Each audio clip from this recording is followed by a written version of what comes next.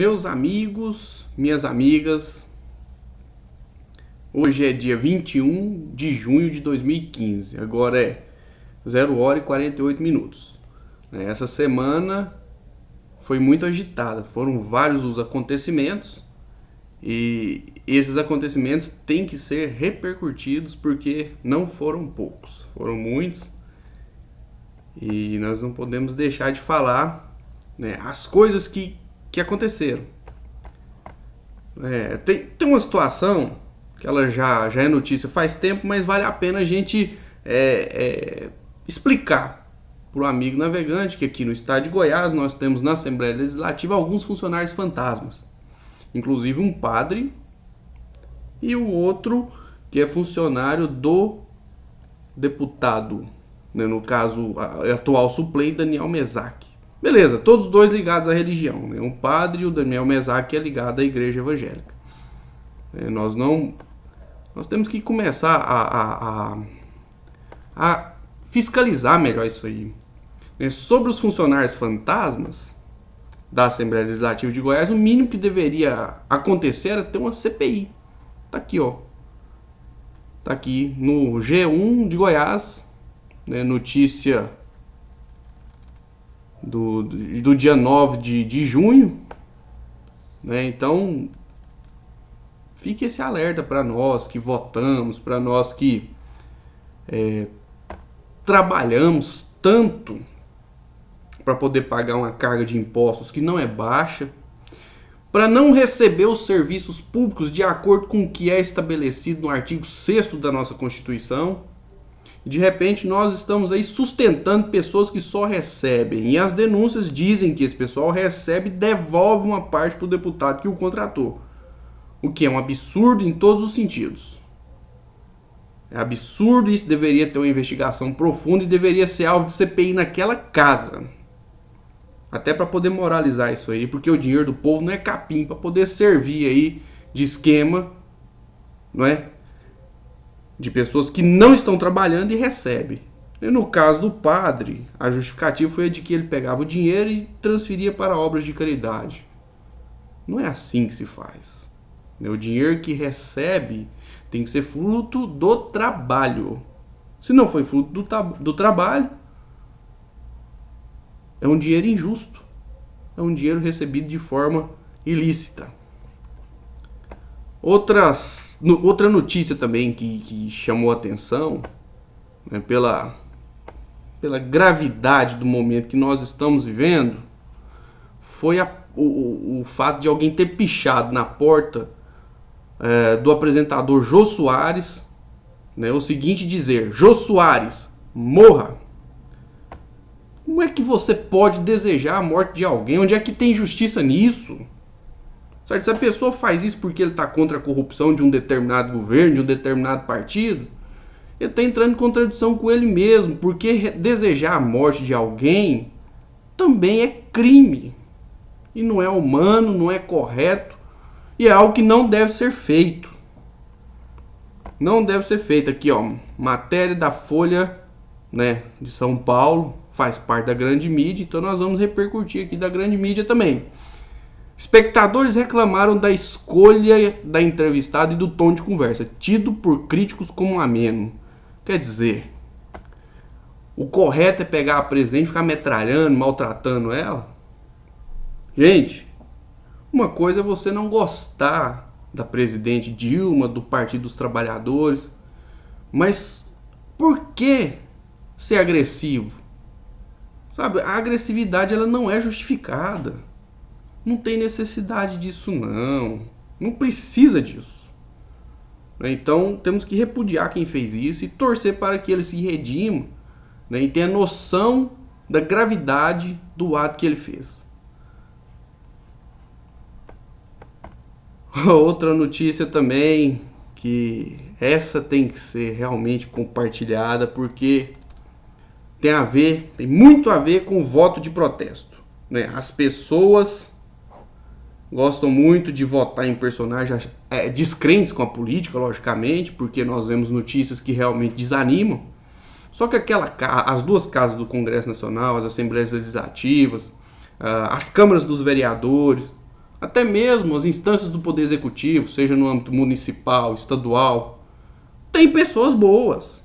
Tem pessoas que são bem intencionadas em entrar para a política porque querem fazer algo de bom e de útil pela sociedade. Só que, infelizmente, os bons atos não viram notícia. Não viram notícia. O trabalho sério, né, ele não vai para o Jornal Nacional, por exemplo. Então, a grande mídia, ela está trabalhando de forma errada nesse sentido. E olha que, mesmo sendo favorável à desconcentração, eu defendo a grande mídia.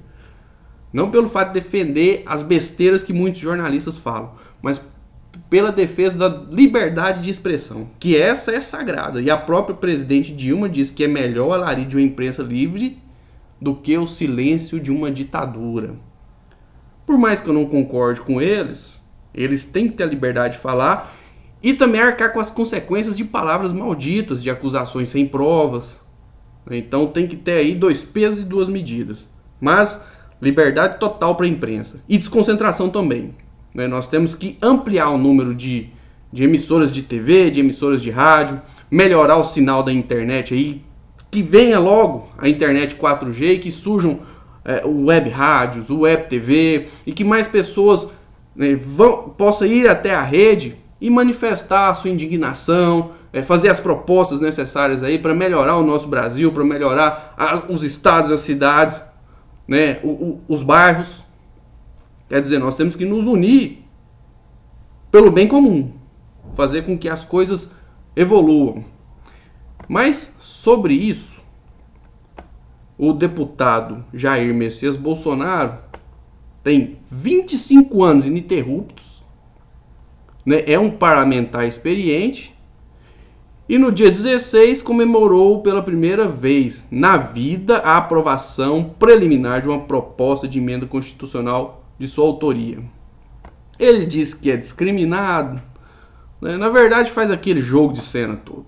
Então as pessoas têm que pensar, eu estou votando em quem? Em alguém que tem propostas ou em um personagem? Nos lembremos do Tiririca, né? Como ele diz, pior do que tá não fica. Quer dizer, isso é um tipo de um debate debochado, que não é sério e que não acrescenta em nada de benefício para o povo brasileiro. Então, eleitor, ano que vem tem eleições para as câmaras dos vereadores. É a chance que você tem de ajudar a melhorar o seu município. Tem pessoas boas aí nas filas das candidaturas, com propostas, com projetos que será próximo de você. Às vezes aquele candidato que supostamente enche o tanque de gasolina do seu carro para você colocar um adesivo, ele nunca mais vai olhar para sua cara. Ele vai se sentir desprendido porque a obrigação que ele tinha foi cumprida. Então pense bem, amigo navegante. E o projeto que ele aprovou foi a questão lá da impressão do voto, né? Desconfiando do sistema eleitoral. E o próprio jornalista Kennedy Alencar, que mesmo trabalhando na grande mídia é um jornalista sério, que merece nosso respeito, e muitos acham que ele é chapa branca, porque ele faz comentários sensatos, às vezes a favor do PT, mas ele também faz comentários criticando o PT. Então, assim, não é um jornalista petista, não é um jornalista vendido, isso é besteira. Lógico que ele deve ter lá a ideologia política dele, o que não é proibido, o que é até correto, tem que ter mesmo. Só que o jornalista ele tem que ter equilíbrio nas palavras para não gerar aí manifestações de intolerância, de ódio. Mas e as pessoas também deveriam ter discernimento. A falta de discernimento vem da falta de investimentos adequados na educação básica. Essa precisa ser revista, porque houve um investimento que foi bom, que é proveitoso no ensino superior. Mas a educação básica é como se fosse o alicerce da casa. Então você só constrói uma casa sólida, né, como está escrito até na Bíblia, se você edificar ela, sabe, na rocha, vamos falar assim. E esse edificar na rocha a gente pode trazer que tem que ser um alicerce forte. Se investir em educação básica, que seja de qualidade, ninguém segura esse país. Porque nós temos riqueza no subsolo, no solo, na água e no ar. Quer dizer, nós somos um país rico. E o Kennedy Alencar, então, no seu blog, ele faz lá um comentário sobre a reforma política, na reforma política capitaneada pelo presidente da Câmara, Eduardo Cunha. A regra de financiamento ressuscitou doações ocultas de empresas para candidatos via partidos. Quer dizer, o empresário ele não doa, ele faz investimento. Aí depois os deputados vão lutar para poder devolver o dinheiro, né, que foi ali investido nas suas candidaturas. Né? Isso aí, acho que qualquer pessoa consegue entender isso. Mas falando aí sobre a questão do voto impresso, ele diz, com muita sabedoria e muita propriedade: chegou-se ao absurdo de dar guarida a teorias conspiratórias que questionam a lisura do sistema de apuração de votos da Justiça Eleitoral, decidindo que irá haver um comprovante impresso de voto. É um atraso para o sistema que tem reconhecimento internacional. Quer dizer, nisso nós somos reconhecidos pelo mundo. Porque alguns gatos pingados, tá aqui, ó, imaginam que a eleição no Brasil de hoje possa ser fraudada. Bom, se fosse fraudada, eu acho que ia ser uma fraude que não caberia tanta inteligência por parte de quem fraudou. Porque se realmente tivesse fraudado, o PT ia ter uma base muito maior, né? E ele encolheu, diminuiu a quantidade de deputados federais, por exemplo. Então, essas teorias conspiratórias aí não passa ou de oportunismo ou até falta de discernimento. Outra situação também que chamou muita atenção, e essa repercutiu bem, foi a visita dos nossos senadores lá para Venezuela. Então nós temos que nos lembrar que a Venezuela é um país soberano e temos que respeitar a autodeterminação dos povos conforme consta na nossa Constituição. É como se nós fôssemos na casa do vizinho nosso, sem pedir autorização para ele, fosse entrando. Então, os nossos senadores, porque a ida para lá, ela se faz oportuna. A Venezuela está vivendo um momento de tensão. Né? Eu acho que falta muito, né, as partes cederem um pouco e fazer um acordo, não pelo bem deles e de seus grupos, mas pelo bem do povo. Então o povo venezuelano, né, não precisava se dividir dessa forma. Mas a situação lá, o que tudo indica, pelo menos pelo que a gente acompanha na imprensa, ela é uma situação de muita tensão.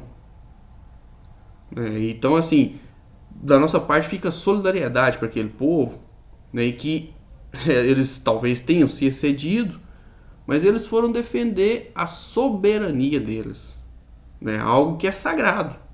Ninguém pode ir chegando num país sem pedir autorização. Então, se os senadores fossem fazer uma visita séria, eles primeiro iriam no embaixador da Venezuela aqui no Brasil e iriam conversar com ele. Se é que tem, eu nem sei se tem embaixada da Venezuela por aqui, mas deve ter, não é possível. Aí eles iriam acertar os detalhes do voo, do pouso, do horário. E deveriam ir também até o presidente, o Maduro, até para repudiar a prisão do Leopoldo Lopes, né, que é um oposicionista que está preso lá há 15 meses. Né. Temos aqui a matéria no site da revista Carta Capital. Oposicionista preso há 15 meses, acusado pelo governo do presidente Nicolás Maduro de incitação à violência durante os protestos realizados no ano passado. Esses protestos aí foram violentos e pessoas morreram nele. Então, assim, gente, democracia é uma coisa que não deve brincar. Não deve brincar com democracia. E quem perde tem o período, né, até as outras eleições para conversar com as pessoas, fazer o contraponto, fazer a oposição propositiva, mostrando um projeto melhor. Né? O que está faltando mesmo é as pessoas abrirem, né? Mostrarem para os eleitores, para a população, qual é o projeto, no que ela acredita. Ficar só tacando pedra é desnecessário, é baixaria. Aqui em Goiás, por exemplo, até hoje, né, desde que eu votei pela primeira vez para governador, nunca tive vitória em nenhum voto, né? Porque minha primeira eleição foi disputa entre Íris e Marconi. Votei no Íris. Depois o Marconi veio ganhando. E mesmo sendo oposição a ele, eu tenho que repudiar qualquer tipo de desrespeito contra a pessoa do governador. Agora, contra os atos do governo, né, que depõem contra o povo, aí nós temos que falar contra e apresentar uma proposta e um projeto melhor. Esse é o papel de uma oposição responsável. As oposições tinham que ser mais responsáveis. E o que mais atrapalha nisso tudo é que alguns parlamentares são eleitos, e até mesmo membros do Poder Executivo, e simplesmente se isolam do povo. Não recebe, não faz debate, né? Gosta muito de palanque, de aparecer, mas na hora de sentar com a população, na hora de ir lá na periferia, conversar lá com os moradores que padecem por falta de infraestrutura, às vezes de esgoto, de água tratada, de policiamento, de iluminação, não vão, né? Prefere ficar nos seus gabinetes. Então, juízo por parte da oposição e por parte da situação também. Na minha opinião pessoal, foi uma visita desastrada. Eu acho que o Aécio Neves quis capitalizar e ele não conseguiu. E ainda criou uma situação aí que muitos podem hostilizar ele por causa disso. Agora, o pessoal também não precisava ser agressivo contra eles. Sabe? Podia fazer lá o seu protesto, né? Sabe? Tá faltando equilíbrio. Nós precisamos de debates mais equilibrados. Porque quando fica essa guerra ridícula, seja lá na Venezuela, chega aqui no Brasil, de situação e oposição, o povo fica no meio desse fogo cruzado e não recebe benefício nenhum. Então, assim, em primeiro lugar o povo, em segundo lugar os próprios mandatos. Só que infelizmente nós não temos ainda uma maioria de políticos que sejam desse jeito. E o assunto da semana, esse é destaque. Esse é destaque mesmo porque bombou na internet. Esse fez a diferença e foi o assunto do momento, né? E continua sendo ainda, né? Que foi o Boechat ter disparado contra o Silas Malafaia. Acabou mudando aqui Mas tá, vamos lá. Tá aqui, ó. Eu tô aqui no perfil aqui no Twitter do Malafaia. E começou a partir desses 3 tweets aqui, ó. Né? Vergonha não vi uma linha em jornal nenhum de intolerância, tá, quando a parada gay contra os cristãos. Avisa o jornalista Boechat que está falando asneira, papapá. Então vou colocar aqui o vídeo, né, que olha só a quantidade de acessos que ele já teve. 3.306.873. Vamos lá. Tá? Acabou de colocar no Twitter dele um desafio para debater comigo ao vivo, para parar de falar asneira no programa de rádio sozinho, é mole, deixa de ser falastrão, não incite o ódio. Avisa ao jornalista Boechat que está falando asneira, dizendo que pastores incitam os fiéis a praticarem intolerância. Verdadeiro idiota. Ô, Malafaia, vai procurar uma rola, vai. Não me enche o saco. Você é um idiota, um paspalhão, um pilantra, tomador de grana de fiel, explorador da fé alheia. E agora vai querer me processar pelo que eu acabei de falar. O que é que você faz? Você gosta muito de palanque. Eu não vou te dar palanque porque tu é um otário, tu é um paspalhão. O que eu falei e repito, e não vou partir para debate com você, que eu não vou te dar confiança, é o seguinte, que é no âmbito de igrejas neopentecostais que estão acontecendo atos de incitação à intolerância religiosa. Mais do que em outros ambientes.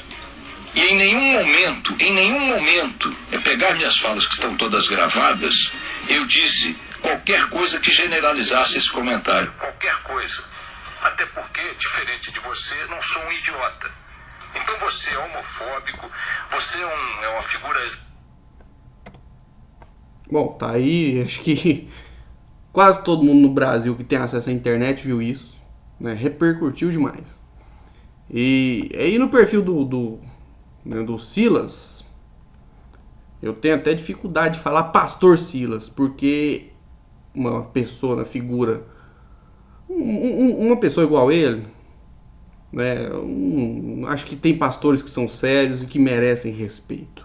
Tá aqui, ó, estendido. Ficou o dia inteiro postando contra o jornalista Boechat. Tá aqui, ó. E claro que cada postagem dele tem várias respostas. Olha só, o microfone é duro. Estamos esperando até hoje o senhor, né, dar sinal de processo contra a Forbes. Em relação a Forbes aí, ele disse que ia processar porque teve uma situação em que a Forbes afirmou que ele tinha um patrimônio de 150 milhões de reais e ele disse que não passava de 6 milhões. Agora vamos lá. Vamos pensar aqui à luz do Evangelho. Quando é que Jesus pregou que prosperidade financeira, ganhar dinheiro, né, andar de jatinho, morar em mansão, é sinal de bênção? Quando a pessoa se lança, né, nessa vida ministerial aí, ele tem que ter a consciência de que o dinheiro dos dízimos é sagrado. E ele deve ser para atender as viúvas e os necessitados, né, das suas igrejas. É uma incoerência um pastor viver do evangelho e morar em casa de 900 metros quadrados, tem fazendas imensas. Quer dizer, isso não está certo. Pelo menos no evangelho que eu conheci, que eu estudei, a Bíblia que eu li, ela não prega isso. Né? Às vezes eles justificam lá que as pessoas jogavam dinheiro nos pés dos apóstolos, só que os apóstolos viveram única e exclusivamente para pregar o evangelho. Eu tenho certeza que apóstolo nenhum pegou dinheiro e fez patrimônio, ficou milionário na época, se tornou rico, poderoso. Não, muito pelo contrário, eles foram perseguidos, né, deram lá o seu testemunho com sangue mesmo, sangue derramado. Agora, fica difícil ver essa intolerância religiosa praticada, né, por aqueles que seguem a Cristo. Jesus Cristo pregou tanta coisa bonita, tanta coisa boa, e para quê? Para quê e por que alguns membros têm que ficar aí, né, incitando, com essa raiva contra as outras pessoas, né? Teve um pastor no dia que o Eduardo Campos morreu, que chegou a falar que a morte bateu na porta errada, quem deveria ter morrido era a Dilma. Olha, isso aí não é cristão, não. Mas não é cristão mesmo. E, né, lógico que nesse fogo cruzado, o Malafaia também deu lá a sua resposta. Tá desafiado, não é no teu programa não que eu não vou te dar esse mole. Em qualquer programa, senta na mesa comigo, que eu vou te engolir, porque tu não tem argumento. Olha só, eu vou te engolir. Aquilo que o Boechat mandou ele procurar e ele tá falando que vai engolir. Bom, não, tirando essa parte, esse tipo de brincadeira, porque esse tipo de debate ele não é muito legal. Eu particularmente não gosto disso, não gosto de ver baixo calão. Mas o que o Boechat falou estava entalado na garganta de muita gente. Entalado. Porque o jeito que essa atuação do Silas Malafaia, ela é questionável. Para não dizer outras coisas. Nem o Boechat falou um monte de coisa. E uma boa parte do povo brasileiro aplaudiu. Aplaudiu de pé. Por quê? Porque religião é uma coisa que, se não for utilizada da maneira correta, provoca estrago na vida de muita gente. Estrago mesmo, desavença familiar, descontrole financeiro, porque o próprio Malafaia, em um dos vídeos, isso é fácil de achar na internet, chegou a desafiar os seus fiéis a entregar 1 mês de aluguel para ele. Olha, Deus é Deus e ele não precisa ser desafiado. Né? A pessoa que o segue o faz porque sabe que ele existe e que ele pode ajudar. Meus amigos e minhas amigas, a cada dia que vai se passando, o debate vai esquentando. Né? Nós não podemos admitir que essa onda de retrocesso continue. O Estado brasileiro tem que ser laico. As religiões têm um papel importante na sociedade, com as pessoas, mas não pode ser fonte de riqueza de seus líderes, não. Elas têm que prestar contas para a sociedade. E quando um líder de uma determinada religião vive no luxo, os membros devem desconfiar e seguir o seu caminho. Né? Porque Deus é um espírito que enche os céus e a terra. É isso que está escrito na Bíblia. Não é um determinado grupo ali ou acolá que possui a verdade suprema. Deus é a verdade suprema. E o debate político não pode estar resumido a um debate religioso, moralista e hipócrita, na maioria dos casos. Nós precisamos de respeitar a diversidade que existe no Brasil. O Brasil é um país que tem uma mistura bonita. Aqui, negro, branco, tudo veio se misturando e formou esse povo bonito. Só que uma parte desse povo bonito, infelizmente, tem tomado caminhos que não são os caminhos democráticos, não são os caminhos do respeito, e está estragando a nossa sociedade, certo? Com ódio a um partido e a grupos. Inclusive também há ódio contra os evangélicos. Então essa guerra idiota, imbecil, ela tem que acabar. Ela tem que acabar porque nós precisamos evoluir, andar para frente. O Brasil tem tudo para ser um país que atenda às necessidades de todo o povo. Nós temos muita riqueza aqui. E essa riqueza, se houver uma boa gestão, uma boa administração, ela tem condições de ser distribuída da maneira correta. Por isso eu quero desejar a todos uma excelente semana, né? Que Deus possa abençoar a todos, né? Aqueles que não acreditam em Deus, que eles possam seguir o seu caminho aí e ter ali bondades e coisas boas nas suas vidas. Obrigado, meu amigo e minha amiga, e continue nos acompanhando e nos ajudando a subir esse debate, para poder, a cada dia que se passar, melhorar as condições do nosso Brasil. Obrigado.